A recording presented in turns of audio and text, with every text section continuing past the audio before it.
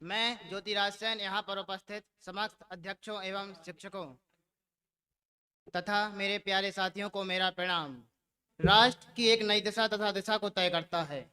हर मत का अपना भाव है, क्योंकि सियासत का तख्त पलट करता चुनाव है। राजनीति से छीनकर राष्ट्रनीति तक बनना एक चुनाव है, क्योंकि यह हर सदन तथा एक चुनाव का अलकाव है।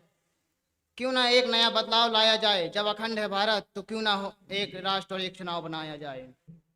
एक राष्ट्र और एक चुनाव बनाना असंभव भी है और नहीं भी, क्योंकि हम एक बनाना रिपब्लिक नहीं है।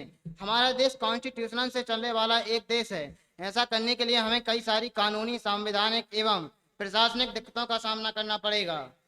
इसके लिए हमें आर्टिकलों में अमेंडमेंट की जरूरत होगी, जैसे आर्टिकल 83 एंड 172, जिसमें हमें यह बताना होगा कि लोकसभा एवं राज्य विधानसभाओं एंड 172, जिसमें हमें यह बताना होगा कि लोकसभा एवं राज्य विधानसभाओं का की 5 साल की अवधि को एक पूर्ण काल कहा जाना चाहिए, तथा ये अपने पूर्ण काल के पहले अगर भंग होते हैं तो उन्हें वैकेंसी पीरियड कहा जाना चाहिए। इसके अलावा आर्टिकल 325 में पार्लियामेंट को यह सुनिश्चित करना होगा कि नगर पालिका, पंचायत चुनाव आम चुनावों के साथ आयोजित किए जाएं।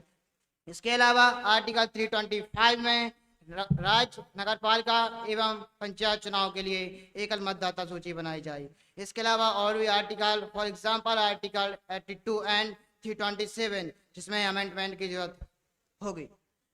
वन नेशन वन इलेक्शन के लिए कई बाधाएं एवं कई फायदे भी हैं। I would like to give some examples of this one points.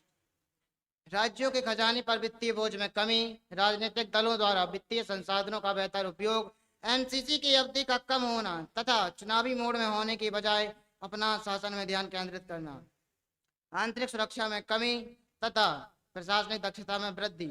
इसके अलावा हमें कुछ समस्याएं जैसे संघीय शक्ति का कमजोर एवं प्रशासनिक इच्छा से छेड़छाड़ करना। किंतु अगर भारत एक राष्ट्र और एक चुनाव का विकल्प अपनाता है तो वह देश का चौथा वह बड़ा देश बनेगा, स्वीडन, दक्षिण अफ्रीका तथा बेल्जियम के बाद, जो एक साथ चुनाव करेगा। And I am in favour one nation one election. जय हिंद, जय।